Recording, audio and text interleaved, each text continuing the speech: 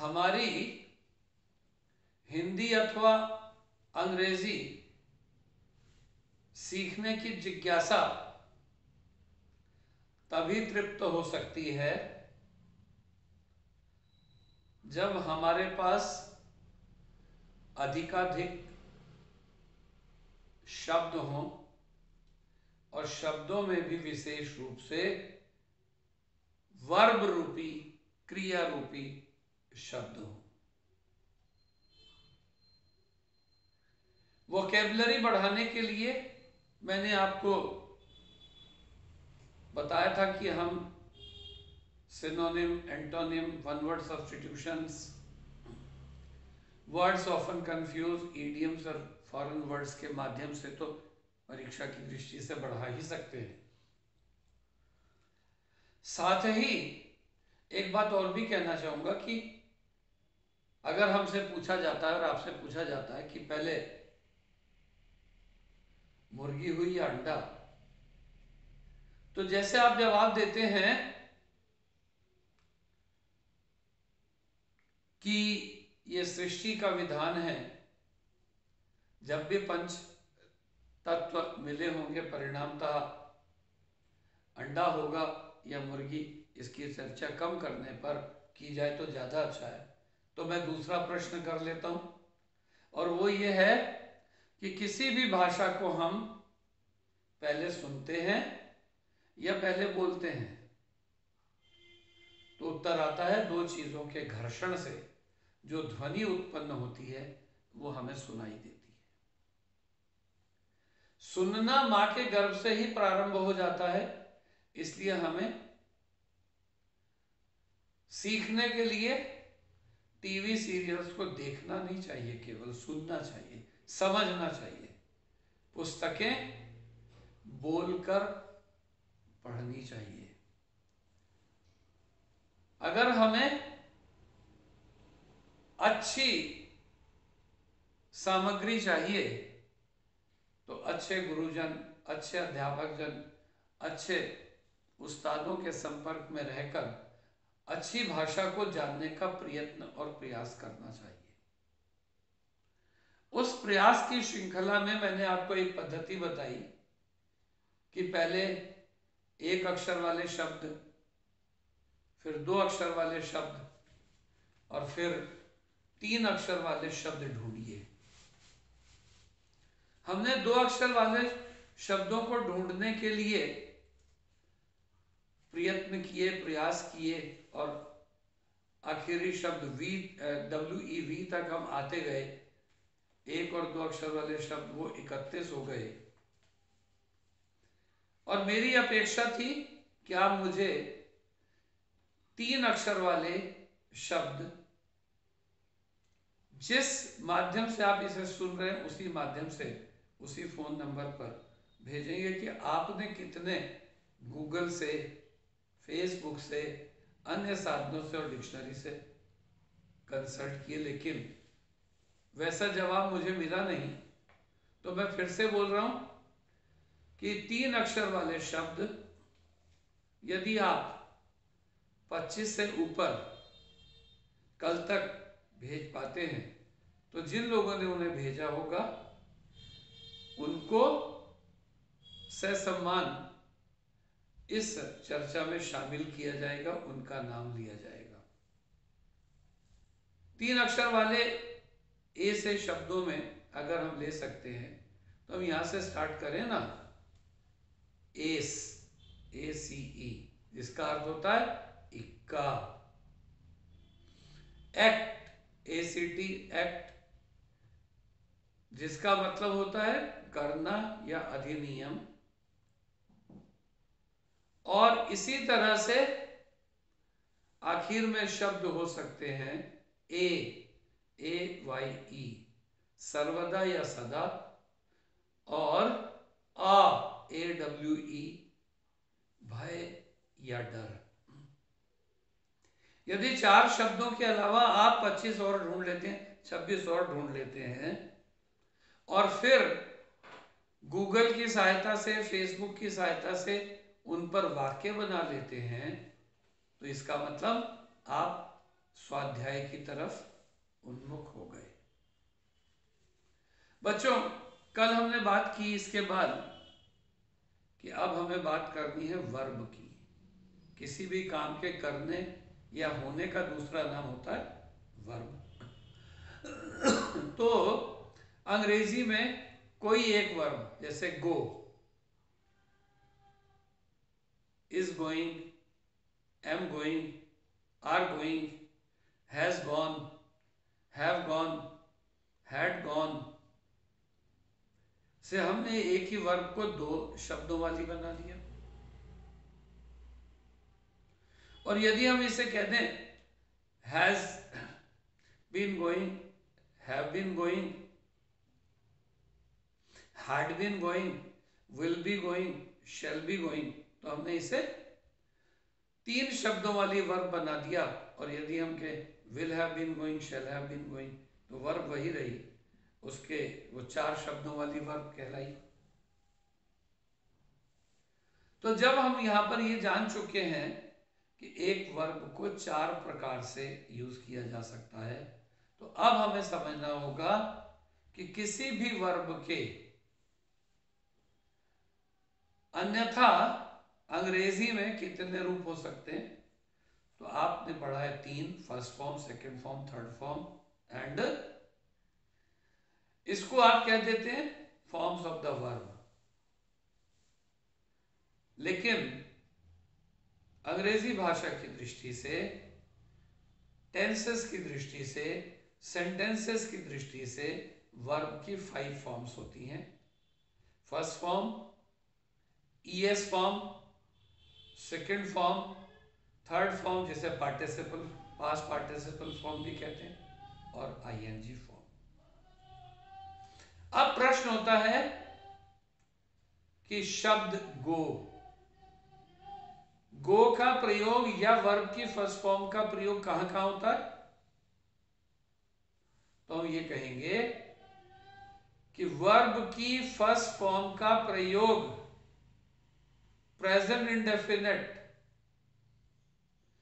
Future indefinite तथा past indefinite tense के negative और इंटरोगेटिव सेंटेंसेस में तो किया जाता है। इसके साथ साथ प्रेजेंट और प्रेजेंट में आई वी यू दे के साथ, और फ्यूचर में अफर्मेटिव के सभी के साथ वर्ब की फर्स्ट फॉर्म का यूज होता है। तो तीन नेगेटिव, तीन interrogative, present I we you they और फ्यूचर सभी अफर्मेटिव के साथ 8 तो यही हो गए, जहां पर 8 जगह पर वर्ब की फर्स्ट फॉर्म यूज होती है। इसके अलावा वर्ब की फर्स्ट फॉर्म इंपेरेटिव सेंटेंसेस में होती है। इंपेरेटिव सेंटेंसेस कल हमने बात की थी, उसे अभी विस्तार से फिर से करेंगे, जिसमें instruction, order, command, request, advice, suggestion होता है। उसे क्या बोलते हैं? Imperative sentences. जिनमें यू का प्रयोग नहीं होता उसे क्या बोलते हैं?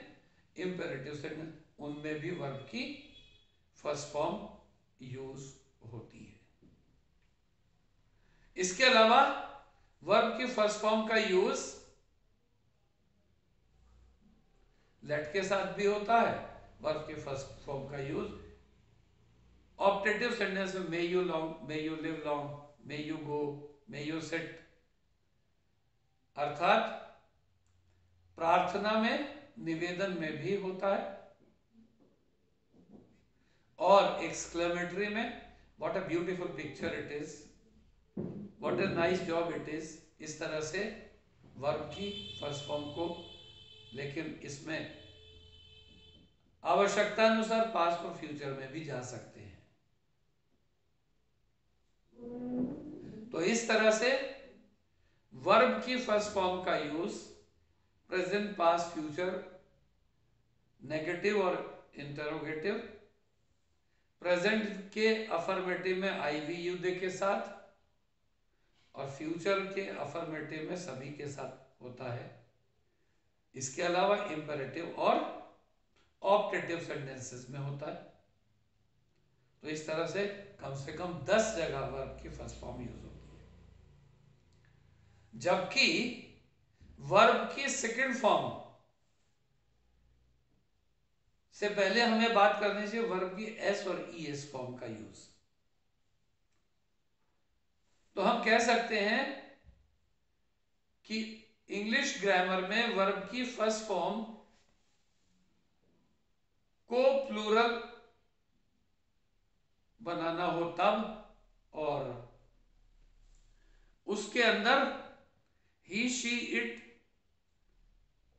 और सुरेंद्र, सरिता अर्थात third person singular number proper noun बनाने हो तो अफर्मेटिव सेंटेंस में एस या ईएस का प्रयोग होता है। जैसे ही रीड्स, इसमें READS आया तो एस आया। शी गोज,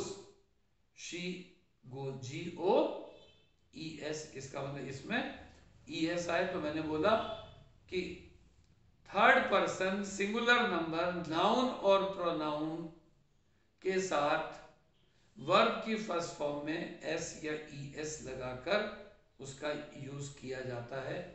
तो नाउन और प्रोनाउन, तो इस तरह से। और जब कोई वर्ब प्लूरल हो तो भी एस या ईएस लग जाता है। So this is second situation. तो तीसरी बात अब आती है वर्ब की सेकंड फॉर्म का यूज। वर्ब की सेकंड फॉर्म का यूज केवल और केवल किसमें होता है? पास्ट इंडेफिनिट अफर्मेटिव सेंटेंसेस में, आई वेंट, और नेगेटिव हो जाएगा तो I did not go, interrogative हो जाएगा तो डिड आई गो। तो इसका मतलब केवल और केवल किसमें? सेकंड फॉर्म का यूज कहां होता है? पास्ट इनडेफिनिट अफर्मेटिव में। देन कम्स वर्ब की थर्ड फॉर्म। वर्ब की थर्ड फॉर्म का यूज तीनों टेंस के, यानी present, past, future, negative, interrogative, assertive, कुछ भी हो, तीनों टेंस के किसमें? परफेक्ट टेंस में। जैसे she has seen, I have done, they have gone, they had realized, we had passed, we will have passed। यानी तीनों टेंस के परफेक्ट टेंस में प्लस 8 प्रकार के टेंसेस में। 8 प्रकार के पैसिव वॉइस टेंसेस कौन होते हैं? 4 कौन से नहीं होते? फ्यूचर कंटिन्यूअस और तीनों परफेक्ट कंटिन्यूअस। फ्यूचर कंटिन्यूअस और perfect continuous present, past, future का पैसिव वॉइस नहीं होता। इसलिए हम ये कह सकते हैं कि 8 प्रकार के टेंसेस के पैसिव वॉइस में प्लस लेट से स्टार्ट होने वाले पैसिव वॉइस में प्लस प्राइमरी या मॉडल वर्ब से बनने वाले पैसिव वॉइस में, सभी में वर्ब की थर्ड फॉर्म का यूज होता है। I think this might also be clear to you all. Then comes, इससे हम आगे बढ़ते हैं।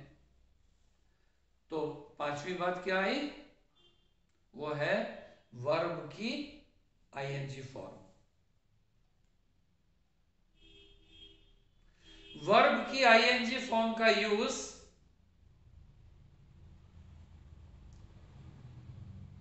तीनों टेंस के कंटिन्यूअस और परफेक्ट कंटिन्यूअस में होता है।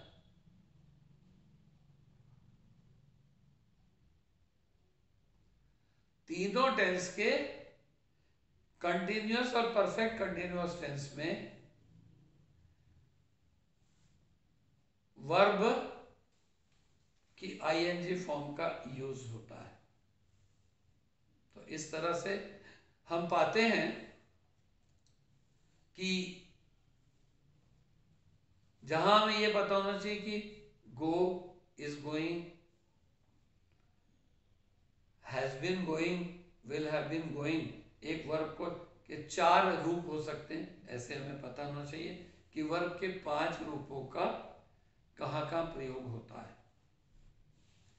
बच्चों, इसके अतिरिक्त जब हमने कल बात की थी कि सेंटेंस किसे कहते हैं, तो कहा था कि a group of words which gives a clear meaning is called a sentence। तो उसके बाद हमें जरूरत पड़ी थी कि हम जाने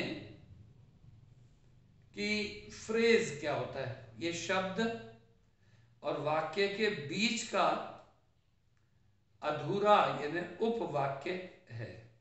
तो हम ये कहेंगे कि जैसे a group of words which give meaning is called, a group of letters which give a meaning is called word, and a group of words which is incomplete in its form is called phrase.